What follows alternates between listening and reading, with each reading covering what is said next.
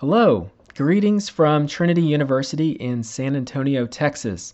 My name is Justin Doty. I serve as Dean of Admissions, and it is my pleasure to walk you through a series of slides outlining our admissions process as well as scholarships and financial aid. To kick things off, Trinity accepts three different application platforms: the Common Application, Apply Texas, and Coalition application. And while there is no particular preference on any of these three, a little over half of our applicants will typically submit Common Application to Trinity. A couple of notes: it is free to apply to Trinity, regardless of which application type you are submitting. In addition, we do not require any kind of supplemental documents, and so no supplemental essays beyond the essay that is already required in the application itself. The advice that we typically will give to prospective students is to think about the total number of colleges that they will be applying to, and if the majority of those schools accept one of these applications, our advice is to go ahead and submit that application to Trinity just to help in streamlining the application process. Okay, so this is the slide that typically hits families pretty hard with a lot of numbers and statistics to digest. So I want to walk you through what we are witnessing really in the last 4 or 5 years and kind of break down each of these boxes so you can kind of distill this information. Let's start with the upper left-hand box, that 9864. So for the first time ever, Trinity received close to 10,000 applications. What we're witnessing really in the last 5 years is this unprecedented surge of interest and applications in the university, which is really, really exciting to see. And so for the first time ever, the acceptance rate dropped below 30%. And if you go back to 2014, 2015, the acceptance rate was hovering right around 50%. What I always do is kind of picture this enrollment or application funnel. And so at the top end of the funnel, you would have the total number of applications, in this case, 9864. At the bottom of the funnel is the first year class. And so that's where you see that 646. And so that number typically stays relatively consistent, where we're always aiming to enroll about 640 or around 650 incoming first year students each year. And so as we're seeing the top end of the funnel widening and growing, that's where you're seeing this stair stepping down of the acceptance rate to this 29%. I will say something that I have been particularly proud of is, despite the increase of volume of applications, I still feel like Trinity and the admissions office have really retained kind of our core philosophy of personal attention. And so we are managing the funnel in a way where we still have access to families, and we are still working with prospective students and families on a very individual level during the process. So that's something that we have really been excited to still offer, that kind of individualized attention that you all need and you all deserve. I want to take a look at these bottom blue boxes, and we'll first look at that 3.73 GPA. This is an average recalculated or core GPA, and many institutions, when they are evaluating applications with a transcript, will really strip out the elective credits when looking at a core GPA. And so they're really concentrating on English, math, social science, science, and foreign language. So basically those 5 core subject areas to come up with a core GPA. We talk a lot about context in our process, and so context is everything. And so we know that a 3.2 or a 3.5 or a 3.7 GPA can look really different in a rigorous curriculum versus a 3.5 in all regular courses. And so we also know that a 3.5 at high school A can look really different than a 3.5 at high school B, and there's so much variance from high school to high school. And so when we are evaluating applications, context really matters. And so we dig into that quite a bit and feel like it gives us a much better sense of the academic background of each student. We have also conducted an extensive amount of institutional research to better understand what is the best predictor of academic success and retention at Trinity. And the strongest correlation really ties back to that core GPA in high school combined with how rigorous their courses are. So in our process, when it comes to admission and scholarship determination, we put most of our stock and emphasis into that GPA. The next boxes, blue boxes, really outline ACT and SAT, and we don't have a preference in terms of picking one over the other, so it really is kind of up to the student to determine which one they feel is the best fit for them. I would call your attention to really looking at the middle 50% indicators on these boxes. And so, something that we will tell students is if you're falling kind of outside of the middle 50%, and so on the ACT, bear in mind that we will accept a quarter of our students who fall below 30, and we will accept a quarter of our population who falls below 1330 on the SAT. Now, typically, these are students that have maybe a really strong GPA to compensate, but within our process, we are looking at so many different factors to help determine admission and help determine what we deem as a student who would be successful academically and socially on our campus. And before moving on, I want to pop back up to that first year class of 646. We are incredibly excited about this cohort of students, and I wanted to talk about the diversity of this group. And I know the word diversity means different things to different people. When we are crafting and kind of engineering the first year class, we think about diversity in kind of the broadest possible context. And so we're looking at diversity from so many different lenses. We're looking at certainly race and ethnicity, but we're looking at gender, we're looking at geographic spread, we're also looking at rural versus urban, we're looking at religious diversity, we're looking at diversity of thought, we're looking at socioeconomic diversity and first-generation college.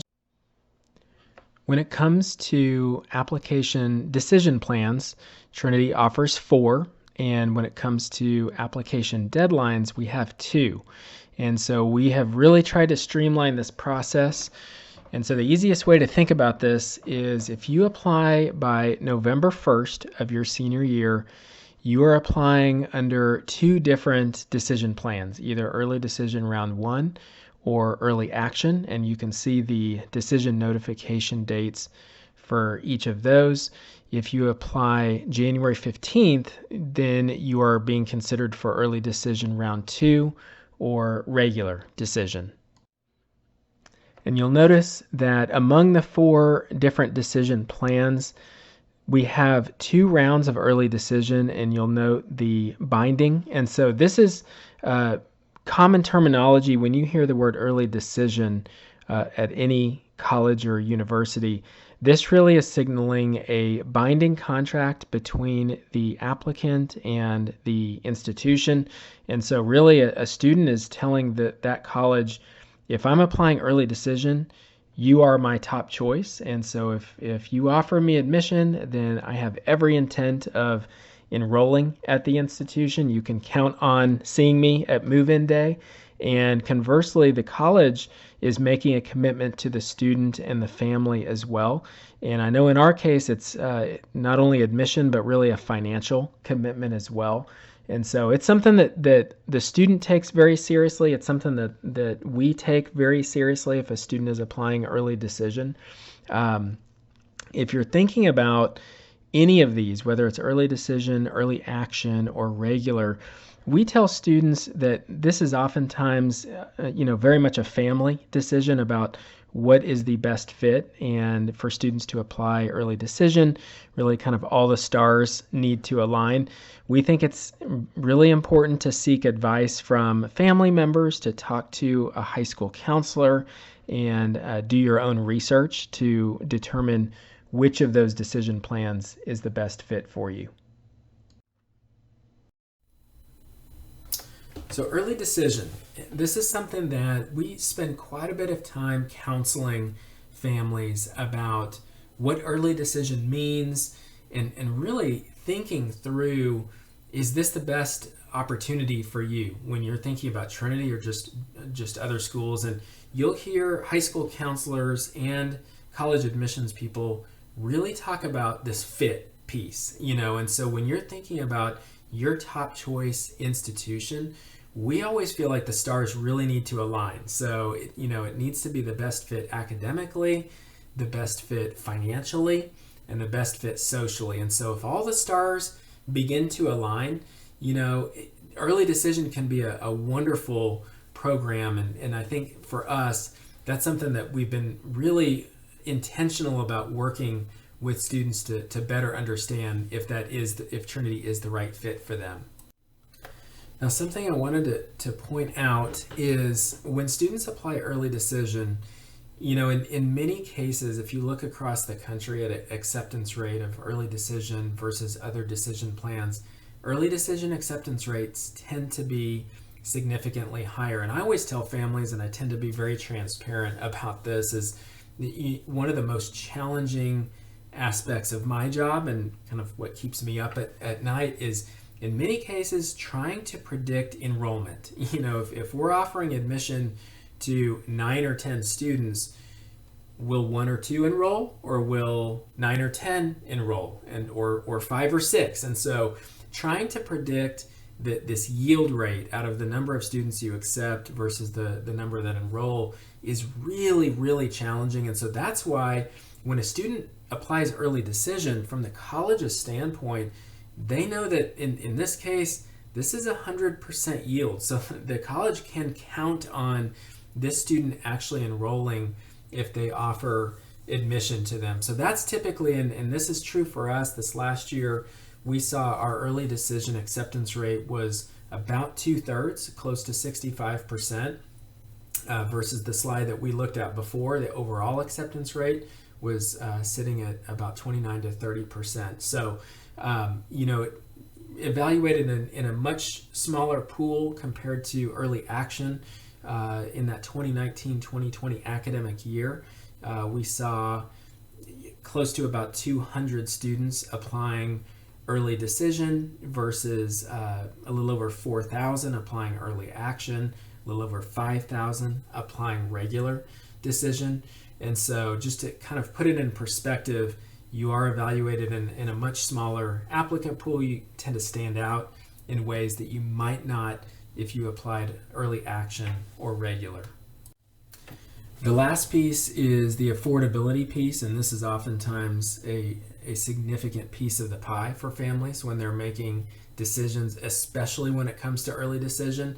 This is something we take really seriously as we want to work with families regardless of where they fall on the socioeconomic spectrum, and so we've put some practices and policies into place for us at Trinity to really give families and equip families with a much better sense of where they would fall in terms of scholarships. And so if you look at our website under admissions and financial aid, you'll see a scholarship grid that will give you a sense for your core GPA on one axis. On the other axis, you're seeing test scores. And so if you find yourself in one of those cells, for the most part, you really can count on receiving that level of scholarship and financial support. We also, like every other college in the country, have a net price calculator. We have taken it a step further, and what I've really appreciated are these early financial aid estimates.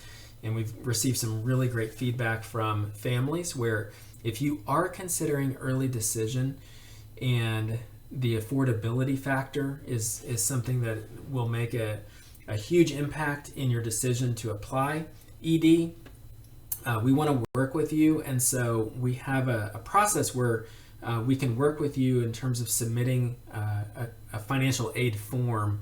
And we will work with financial aid in developing and producing a financial aid award for you. And so this goes beyond scholarships. This is looking at state grants and federal grants and institutional Trinity grants and work study and loans. So it's a really kind of a full aid package for families to review that will really put you in a position to make an informed decision about whether or not to apply early decision or if early action would be a better opportunity for you.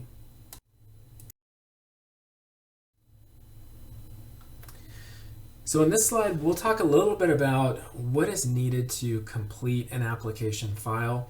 Oftentimes we'll have students that will submit the application, but then quickly realize there are many other documents needed to complete the file and consider it ready for review on the admission end. If you take a look at that first application box, the essay and the co-curricular involvement, that is embedded in the application itself. So before you hit the submit button, you'll be spending most of your time kind of crafting and doing multiple drafts of your essay. Just a quick word on that. For us, this is by far our favorite part of the application to review. We love reading essays. This is where we feel like the application truly comes to life. We oftentimes will give students some advice to just be authentic in your voice and your style. We sometimes joke that it's after reading hundreds and thousands of essays, we can easily sniff out the voice of a 40 or 50 or 60-year-old person writing an essay versus a 17 or 18-year-old. So I think authenticity is something we appreciate.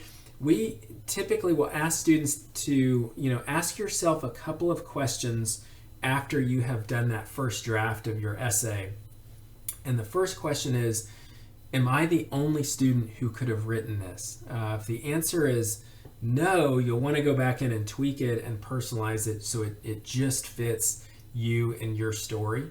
And then the second is this essay truly meaningful to me? Is this, something, either a person or an encounter, an experience, something that you have really grown from or learned from or changed your perspective? How does it reveal your character? So just a couple of kind of pieces there to think through.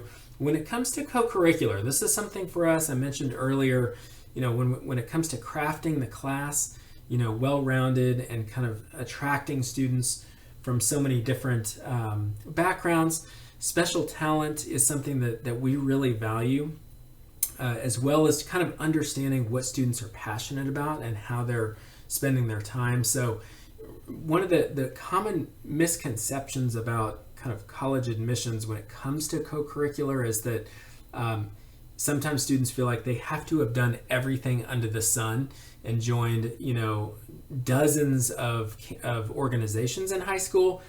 I think for most colleges, that's not necessarily the case. I think most schools are probably seeking depth over breadth.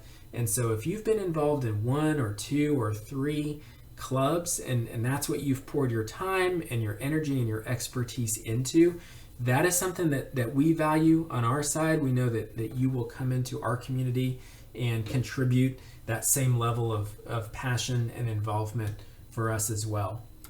And if you think about that entering class of 646 students, we don't need every single student in that group to have done every single thing. What we ultimately want is a well-rounded class. And so we're seeking those musicians and artists and athletes and debaters and actors and community service leaders and engineers and humanities students. So that is what's exciting to us, is looking at kind of the overall composition and allowing each student to truly be their own individual.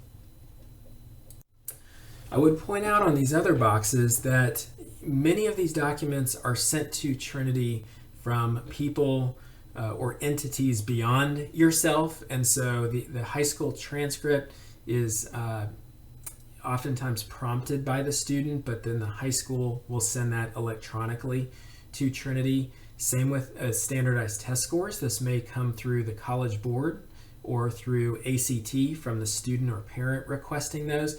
We also accept self-reported test scores as well. So in the applicant portal that you will set up when you first apply, you'll receive an email, you'll set up your applicant portal. This is where you can see all of the documents that have been received and when your file is complete. So this is where you can self-report your test scores. The secondary school report is a fancy way of saying counselor recommendation letter and form that accompanies that. And then a teacher, we require one letter of recommendation from one of your core academic subject area teachers. You can submit additional letters, and so we will tell students, you don't need to go overboard, but you could submit if there's one or two other people in your life that you would like to write a letter on your behalf. We will absolutely read those. And so sometimes we'll see people from the community, maybe from someone's church, maybe from a volunteer organization, submit those. And so that just helps paint that picture as well.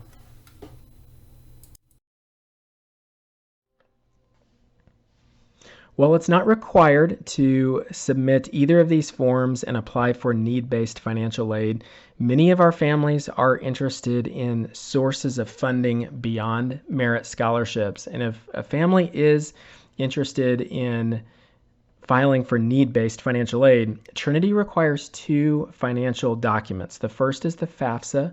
This is the free application for federal student aid. The second is more of an institutional form called the CSS profile.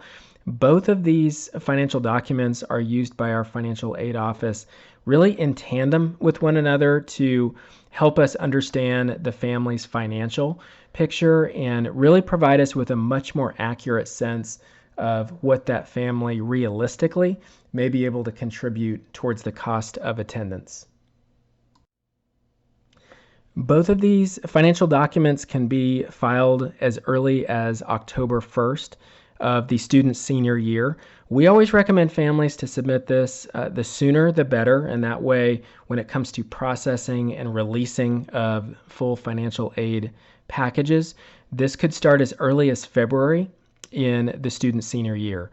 And as far as merit scholarships and what a student qualifies for academically, these are actually embedded in the offer of admission itself. So when the student is notified about acceptance, they're also notified about their merit scholarship. The need-based financial aid is the only piece that may come just a little bit later within the cycle. This slide outlines the 2020-2021 total cost of attendance. And you can see on the slide here how the cost of attendance breaks down into tuition and fees, room and board, and we actually put indirect costs into this as well. Indirect costs would include books, supplies, and personal expenses. You can also factor in potential transportation costs as well, but we feel like that's really important to, even though these are not billable costs, we feel like the indirect expenses should be factored in for financial planning purposes. When we talk about total cost with families, something that we feel like is very important to note is that Trinity is situated in a very unique position where we have an extremely robust need-based financial aid program and a very generous merit scholarship program. And if you look at most institutions across the country, they usually have one or the other. And so with Trinity's endowment right now at about $1.3 billion for 2,500 students, it really does afford us the opportunity to make Trinity an affordable option for most families, regardless of where they fall on the socioeconomic spectrum. We also encourage families to take a really close look at the actual net cost and what a student or family would actually be paying versus the total cost. Sometimes I think when families just strictly look at the total cost, they oftentimes have that sticker shock moment. And, after realizing that when you layer in, the generous merit scholarships and the need-based financial aid, in most cases, Trinity ends up being an affordable option for the vast majority of families. So that's something, regardless of any college that you're looking into to take a close look at what that net cost is versus the total cost, and then really kind of assessing what you deem as the value and inherent value of the college in terms of the educational experience that they're offering. On the right-hand side, when we talk about demonstrated need, that is really the term that we're using for when we're talking about financial aid and putting together aid packages. Really, we're taking that FAFSA and we're taking that CSS profile, and it's generating this EFC, or this expected family contribution. And then on the Trinity side, what we are aiming to do is put together a package as affordable as we possibly can make it by first considering any merit scholarships that the student may qualify for, then layering in federal, state, or Trinity grants that do not need to be repaid, and then possibly layering in a work-study opportunity, and then finally considering student or family loan options. And the last thing that I'll mention is we understand that cost and affordability is typically a massive part of the equation for families when they're making some really tough decisions about college and financial planning and multiple children in the family. And so we always tell families that we are ready and willing and able to work with families individually. Our financial aid office does a phenomenal job, as well as just kind of talking individually to families and making sure that they feel comfortable with the financial aid package, and finding a way to make Trinity as affordable as we possibly can.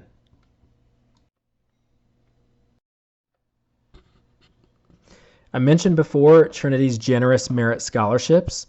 Here they are. They range anywhere from $18,000 to $27,000 per year. You do not have to file the FAFSA or the CSS profile to be considered for any of these merit scholarships. So when you apply for admission, you are automatically considered for any of these scholarships. So as we review your application for admission, we are also reviewing your application for scholarship consideration. In addition to these scholarships you see down below, we do also offer some specialized scholarships. And the first would be in the area of fine arts. And so we do have scholarships that range anywhere from $2,000 to $10,000 per year. And these can be stacked on top of any of these 4 merit scholarships that you see listed above. These would be in the areas of music, art, theater, and debate. These are typically audition-based or portfolio-based, and so you can see our website for additional information, deadlines, and how to apply. And then finally, you will be very interested to know that we offer 2 opportunities for full tuition scholarships. The first is referred to as our Trinity Tower Scholars Day, and so any student who qualifies for this Murchison $27,000 scholarship is invited to participate in Trinity Tower Scholars Day. That's typically held in the spring of their senior year. It is important to note that students do need to apply for this particular scholarship through early decision round 1 or early action. So it's that November 1st deadline. And this is a one-day scholarship competition. We will award a little over 20 full tuition scholarships at the end of that competition. The second full tuition award is referred to as our SEMS Distinguished Scholar in the Sciences. This is highly selective. We typically will offer 3 to 5 of these scholarships annually. This is full tuition plus a $5,000 research stipend for research support with a faculty member, for travel, materials, and supplies. And so there's a separate application for SEMS. Both of these are incredible opportunities for students to consider. Well, I just wanted to thank you for tuning in to learn a little bit more about Trinity's admission and financial aid process. We absolutely look forward to working with prospective students and families in the college search process. I know that there are a lot of questions Please lean on us as a resource during the college search for you. And as questions surface, do not hesitate to jump on our website and find your assigned admissions representative. You can also connect with us through social media. You see all of the different opportunities on this screen. I would also encourage students to think about scheduling an interview. I think this is something that distinguishes prospective students in the process, and it's very easy to schedule an interview through our website, and you can see the web address there. We wish you all the best with your college search, and if we can help in any way, please reach out. We also look forward to actually seeing you and greeting you on the Trinity campus if you can visit at some point soon. Thank you so much.